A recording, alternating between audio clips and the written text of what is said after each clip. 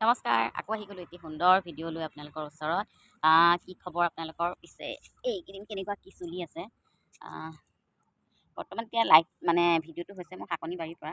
আচলতে ঘৰত এখন শাকনি বাৰী হ'লে কিমান লাভ দেখিছেনে বাৰু? এয়া চাওকচোন, কি ধুনীয়া ধুনীয়া শাক হৈছে। এই শাকটো কোনোবাই চিনি পায়নে? নামটো জানেনে? এই শাকটোৰ নাম এই শাকটোৰ নাম হৈছে পনৌনোৱা শাক, আৰু এই শাকটো মাছৰ লগত খাবলৈ বিৰাটেই ভাল। গতিকে এতিয়া ভাত বনাম যিহেতু, গতিকে টিপিককৈ আহিছোঁ শাকনি বাৰী লৈ, আৰু শাক কেইটামান তুলি লওঁ বুলি ভাবিছোঁ। আপোনালোকৰ কাৰ ঘৰত এনেকৈ শাকনি বাৰী আছে জনাব দেই।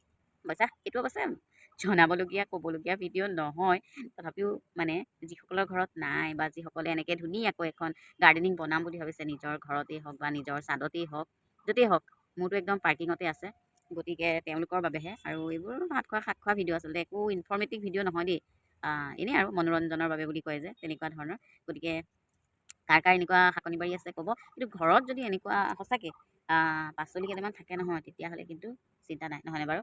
খুব ধুনীয়া ধুনীয়া পাচলি আছে, একদম সৰু সৰু মজাছে হৈছে। আৰু এটা বস্তু আপোনালোকক দেখুৱাই দিওঁ, এইটো হৈছে চাঙেৰি টেঙা, বৰ চাঙেৰি টেঙা। এটা আছে সৰু বিধ আৰু এটা আছে ডাঙৰ বিধ। এইটো আমাৰো চাওকচোন ধুনীয়াকৈ হৈছে।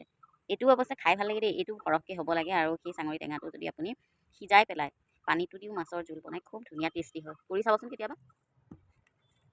আৰু এইটো হৈছে সৰু চাঙেৰি টেঙা, দেখিছেনে? এইটো আছে আমাৰ বাৰীত। এইটো শাক বুটলি বৰ ভাল লাগে, যেতিয়া শাকবোৰ বহুত বেছিকৈ থাকে। আৰু এতিয়া এইকেইদিন কি হৈছে, বৰষুণ পৰিছে ন, বৰষুণ পৰি শাকবোৰ একদম পূৰা ভৌকে গজিছে একদম। আৰু সেইকাৰণে ভাবিলোঁ কেইডালমান বুটলি লওঁ। বাৰু যি নহওক, আপোনালোক সকলোকে মোৰ ভিডিঅ'টো চোৱাৰ কাৰণে বহুত বহুত ধন্যবাদ জনাইছোঁ। আৰু আকৌ পিছত কেতিয়াবা নতুন ভিডিঅ' লৈ আহিম। Bye bye.